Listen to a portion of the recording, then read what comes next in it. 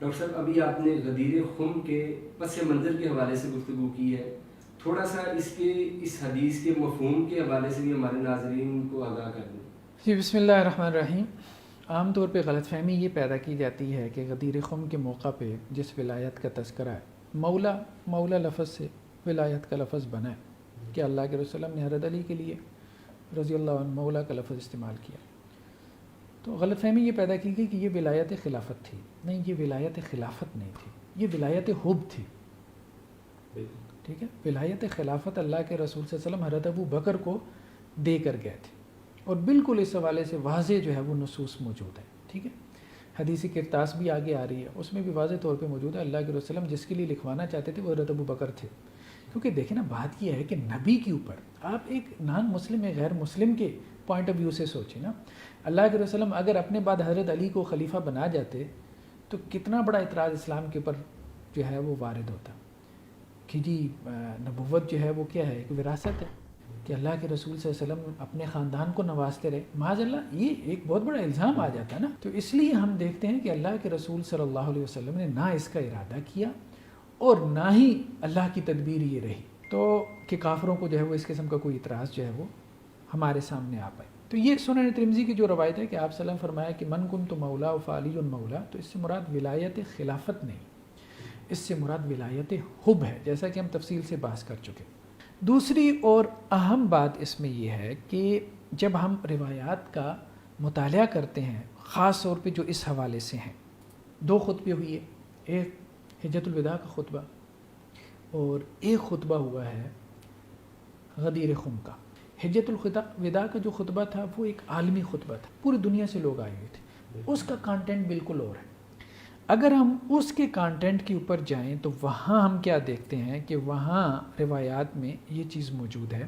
حجۃ الوداع کے موقع پہ جو خطبہ ہوا ہے اس کا جو کانٹینٹ ہے وہ بالکل ڈیفرنٹ ہے۔ اس میں مثال کے طور پہ جیسے یہ صحیح مسلم کی روایت ہے کہ آپ صلی اللہ علیہ وسلم نے حجۃ الوداع کے موقع پہ کیا کہا، اگر ایک غلام بھی تم پہ حکمران بنایا جائے تو اس کی کیا کرو، سموطاعت کرو۔ ٹھیک ہے، حجۃ الوداع کے موقع پہ اللہ کے وسلم نے کیا کہا، صحیح بخاری کی ایک دوسری روایت ہے کہ آپ نے کہا کہ دیکھو میرے بعد ایک دوسرے کی گردنیں مارنے نہ لگ جانا، یعنی آپس میں لڑائی مت کرنا۔ ٹھیک ہے، اسی طرح صحیح بخاری کی ایک اور روایت ہے کہ آپ صلی اللہ علیہ وسلم نے حجۃ الوداع کے موقع پہ کیا کہا کہ مسلمانوں تمہارا مال، تمہارا خون ایک دوسرے کے اوپر کیا ہے، حرام ہے۔ حجۃ الوداع کے موقع پہ جو خطاب ہوا ہے اس میں آپ کو کہیں نظر نہیں آتا حضرت علی رضی اللہ تعالیٰ عنہ کے حوالے سے کوئی اس قسم کا خطاب۔ سنن ترمذی کی ایک روایت ہے حضرت جابر سے، لیکن وہ راوی کا وہم ہے، اس پہ ہم آگے چل کے گفتگو کرتے ہیں کیونکہ تمام روایات میں دونوں خطبات کا کانٹینٹ ڈیفرنٹ ہے۔ اب آپ آئیں اس چیز کو سمجھنے کے لیے حدیث کی مختلف کتابوں سے ہم دیکھتے ہیں۔ یہ مستدرک حاکم کی ایک روایت ہے، ٹھیک ہے، کہ اللہ کے رسول صلی اللہ علیہ وسلم نے کیا فرمایا کہ میں تمہارے درمیان 2 چیزیں چھوڑ کے جا رہا ہوں، ٹھیک ہے، ایک کتاب اللہ اور ایک سنت رسول۔ صحیح مسلم کی روایت میں کیا تھا، 2 چیزوں کے حوالے سے میں تمہیں نصیحت کر رہا ہوں، ایک کتاب اللہ کو تھامے رکھنا، دوسرا اہل بیت کے ساتھ کیا کرنا، حسن سلوک کرنا۔ دیکھیں 2 چیزیں ہیں، انداز بھی ڈیفرنٹ ہے۔ صحیح مسلم کی روایت میں یہ نہیں کہا، قرآن کے بارے میں انداز کیا تھا کہ جب تک تھامے رکھو گے گمراہ نہیں ہوگے، کیونکہ قرآن سورس آف شریعہ ہے، مصدر شریعت ہے۔ لیکن اہل بیت کی جب ذکر آیا تو اہل بیت تو مصدر شریعت نہیں ہے، سورس آف شریعہ نہیں ہے، ٹھیک ہے، وہاں پہ کیا کہا، ان کے ساتھ کیا کرنا، حسن سلوک کرنا۔ اب آپ دیکھیں یہ مستدرک حاکم کی روایت ہے۔ مستدرک حاکم کی روایت میں کیا ہے کہ 2 چیزوں کو اگر تم تھامے رکھو گے تو گمراہ نہیں ہوگے، کیونکہ یہ 2 چیزیں کیا ہیں، سورس آف شریعہ ہیں، ایک کتاب اللہ اور دوسرا کیا ہے، سنت رسول۔ بعض روایات میں کتاب اللہ پلس اہل بیت کا ذکر ہے، بعض روایات میں کیا ہے، کتاب اللہ اور سنت رسول کا تذکرہ ہے۔ اس چیز کو ذرا مطلب غور سے دیکھنے کی ضرورت ہے، ٹھیک ہے۔ دوسرا یہ امام طحاوی کی کتاب ہے شرح مشکل الآثار، ٹھیک ہے۔ اب اس میں جب آپ دیکھتے ہیں یہاں یہ ذکر کرتے ہیں کہ حجۃ الوداع کے موقع پہ، ٹھیک ہے، جب آپ اس سے واپس آئے ہیں اور آپ نے غدیر خم پہ خطبہ دیا ہے اللہ کے رسول صلی اللہ علیہ وسلم نے، تو اس وقت آپ صلی اللہ علیہ وسلم نے یہ الفاظ فرمائے کہ دیکھو 2 چیزیں میں چھوڑ کے جا رہا ہوں، ایک کتاب اللہ اور دوسرا اطرتی اہل بیت۔ غدیر خم کے موقع پہ 2 چیزوں کا ذکر ہے، کتاب اللہ اور اطرتی۔ اور آپ دیکھیں گے روایتوں میں کہ حجۃ الوداع کے موقع پہ کیا ذکر ہے، کتاب اللہ اور سنت رسول، کیونکہ وہاں سورسز آف شریعہ بیان ہو رہے ہیں کہ ان 2 کو تھامے رکھنا، ان کو چھوڑ دیا تو گمراہ ہو جاؤ گے. ٹھیک ہے. غدیر خم کے واقعے کا پس منظر بالکل ڈیفرنٹ ہے, اس کا کانٹینٹ بھی ڈیفرنٹ ہے, اس کے پس منظر کے اعتبار سے ہے. حجۃ الوداع کے موقع پہ جو ہے وہ اللہ کے رسول صلی اللہ علیہ وسلم کا کانٹینٹ بالکل ڈیفرنٹ ہے, کیونکہ وہاں مقصد ہی کچھ اور تھا, اس خطبے کا آبجیکٹیو ہی کچھ اور تھا. اسی طرح سے یہ ایک اور روایت ہے, آپ دیکھ رہے ہیں کہ یہ بھی السنن الکبریٰ امام نسائی کی کتاب ہے. ٹھیک ہے, کہ غدیر خم کے موقع کا یہ واقعہ ہے کہ اللہ کے رسول وسلم نے کیا کہا کہ میں 2 چیزیں چھوڑ کے جا رہا ہوں, ایک اللہ کی کتاب اور ایک اہل بیت. سنن کبریٰ امام نسائی سے بھی بات آ گئی. ٹھیک ہے. اس کے بعد یہ مستدرک حاکم کی روایت ہے. ٹھیک ہے. مستدرک حاکم کی اس روایت میں ہم دیکھتے ہیں کہ حضرت زید بن ارقم سے کہ آپ صلی اللہ علیہ وسلم جب غدیر خم پہ اترے ہیں تو اس وقت اللہ کے رسول صلی اللہ علیہ وسلم نے کیا فرمایا کہ 2 چیزیں, کتاب اللہ اور میرے اہل بیت. غدیر خم پہ کتاب اللہ کے ساتھ اہل بیت کا ذکر ہے, کیونکہ وہاں مقصد تھا اہل بیت کے ساتھ محبت کو اجاگر کرنا, وہی ولایت حب. ٹھیک ہے. اس کے بعد اب آپ دیکھیں مستدرک حاکم کی ایک اور روایت ہے کہ جہاں حضرت عبداللہ ابن عباس یہ کہہ رہے ہیں کہ حجۃ الوداع کے موقع پہ اللہ کے رسول صلی اللہ علیہ وسلم نے یہ بات کہی کہ میں تمہیں 2 چیزیں چھوڑ کے جا رہا ہوں, ایک کتاب اللہ اور دوسری سنت رسول.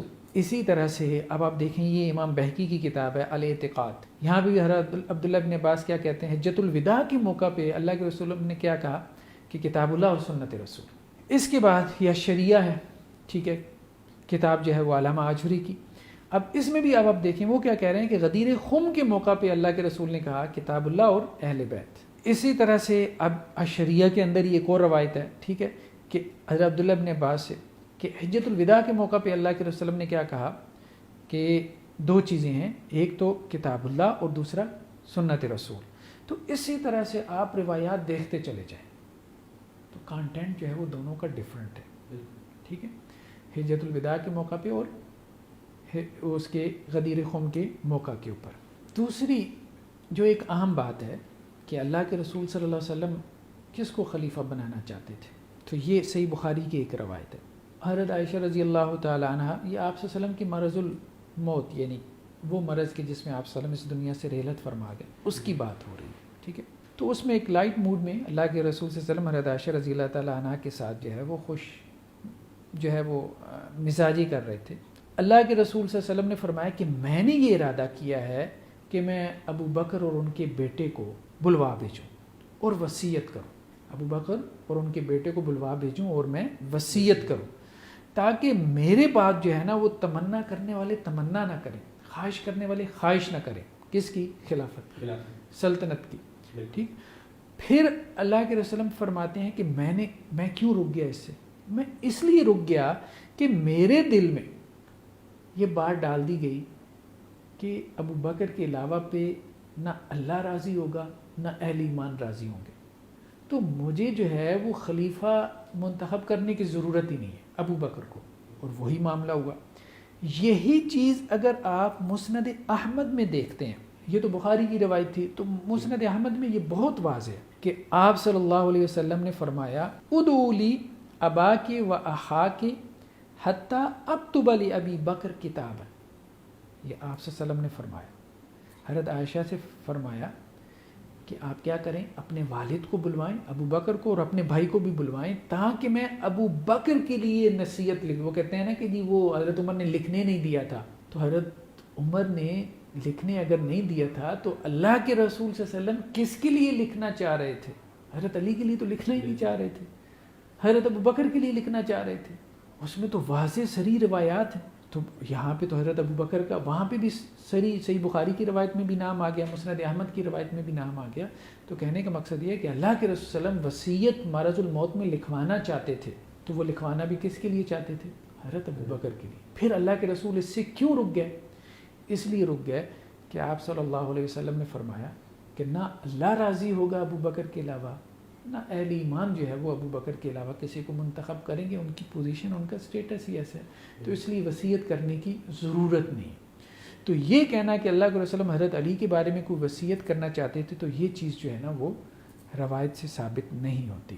پھر اہم بات یہ ہے کہ خود حضرت ابو بکر رضی اللہ تعالیٰ عنہ کی روایت گزری ہے کہ حضرت ابو بکر رضی اللہ تعالیٰ عنہ نے سنن ترمذی کی روایت ہے کہ خود یہ کہا ہے کہ کیا میں اس کا مستحق نہیں تھا.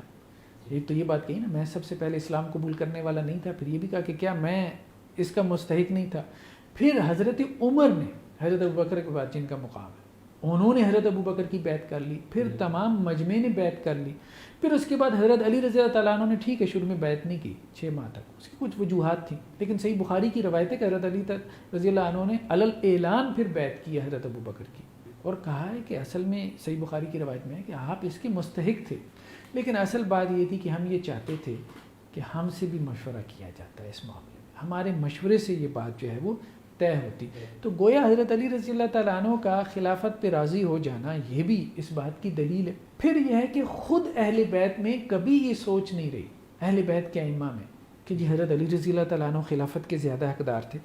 مثال کے طور پہ اب آپ دیکھیں کہ یہ الطبقات القبریٰ کے اندر جو ہے نا، یہ ایک تاریخی روایت ہے کہ حضرت حسن بن حسن، حضرت حسن جو حضرت علی کے بیٹے ہیں، ان کے بیٹے حسن، تو ایک آدمی جو اہل بیت کے بارے میں غلو کرتا تھا، تو اس کو انہوں نے کہا دیکھو بات یہ ہے کہ ہم سے محبت ضرور رکھو اللہ کے لیے، لیکن جب تک ہم اللہ کی اطاعت کریں تو ہم سے محبت رکھو، اور اگر ہم اللہ کی نافرمانی میں مبتلا ہمیں دیکھو تو ہم سے محبت نہ کرو۔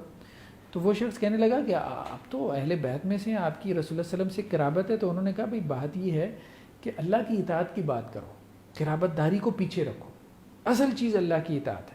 اگر ہمارے لیے جو ہے وہ اجر 2 گنا ہے تو ہمارے لیے قرآن نے یہ بات بھی کہی ہے کہ جن کی رسول اللہ علیہ وسلم کے ساتھ رشتہ داری ہے ان کے لیے سزا بھی 2 گنا ہے اگر وہ اللہ کی کسی نافرمانی میں مبتلا ہو جائیں۔ اچھا، پھر اس نے کہا کہ جی کیا اللہ کے رسول صلی اللہ علیہ وسلم نے یہ بات نہیں کہی تھی حضرت علی سے کہ من کنت مولا فعلی مولا؟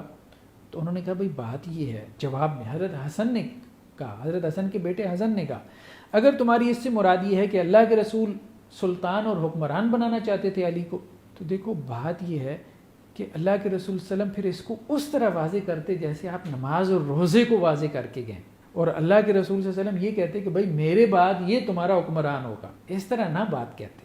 تو اللہ کے رسول صلی اللہ علیہ وسلم کا یہ انداز نہیں تھا کہ آپ اشارے کنایوں میں جو ہے وہ بات کرتے، ٹھیک ہے۔ تو اللہ کے رسول صلی اللہ علیہ وسلم کی اس سے وہ مراد نہیں تھی جو تم مراد لے رہے ہو، یہ گویا کہ خود خاندان نبوت میں یہ سوچ نہیں تھی، ٹھیک ہے نا۔ وہ اس طرف لے کے جانا چاہ رہا تھا نا ان کو، حضرت حسن بن حسن کو، کہ جی بڑی زیادتی ہوگی ہے اہل بیت کے، جیسے لوگ ہوتے ہیں وہ آپ کے ساتھ بڑی زیادتی ہوئی ہے، خلافت چھین لی تھی، تو انہوں نے کہا تم کون ہوتے ہو مطلب ہمیں بتانے والے ہیں کہ ہم سے خلافت چھین لی گئی، ٹھیک ہے۔ اگر تم اس حدیث سے استدلال کرتے ہو تو تمہارا استدلال ہی غلط ہے، ٹھیک ہے۔ اللہ کے رسول اشارے کنایوں میں بات کرنے والے نہیں تھے، ٹھیک ہے نا۔ آپ صلی اللہ علیہ وسلم نے اگر خلافت حضرت علی کو دینی ہوتی تو نماز روزے کی طرح آپ صلی اللہ علیہ وسلم جو ہے وہ اس کی وضاحت کرتے۔ تو یہ بہت اہم بات ہے۔ یہ جو ولایت حب ہے، پھر یہ ہے کہ یہ اللہ کے رسول صلی اللہ علیہ وسلم نے مطلب اور بھی صحابہ کو اس قسم کے الفاظ فرمائے تھے، جیسا کہ حضرت جو ہے وہ اسامہ بن زید کے بارے میں آتا ہے، پھر حضرت فاطمہ کے بارے میں آتا ہے، اور پھر اسی طرح سے حضرت حسن کے بارے میں آتا ہے۔ آپ صلی اللہ علیہ وسلم ایسے الفاظ کہتے تھے کہ وہ میرے محبوب ہیں۔ تو کہنے کا مقصد یہ ہے کہ بیسیکلی اللہ کے رسول صلی اللہ علیہ وسلم صحیح روایات سے جو ہمیں معلوم ہوتا ہے وہ حضرت ابو بکر رضی اللہ تعالیٰ عنہ کو خلیفہ بنانا چاہتے تھے اور اس کے لیے وصیت لکھوانا چاہتے تھے۔ حضرت علی کے حوالے سے جو خطبہ دیا گیا اس کا اصل مقصود جو ہے وہ صرف لوگوں کے دلوں میں ان کے حوالے سے جو رنجش پیدا ہو گئی تھی اس رنجش کو دور کرنے کی جو ہے وہ ایک کاوش تھی۔ ڈاکٹر صاحب، حدیث کرتاس کا معنی اور مفہوم کیا بنتا ہے؟ انشاءاللہ ہم اس پہ جو ہے وہ نیکسٹ ایپیسوڈ میں گفتگو کرتے ہیں۔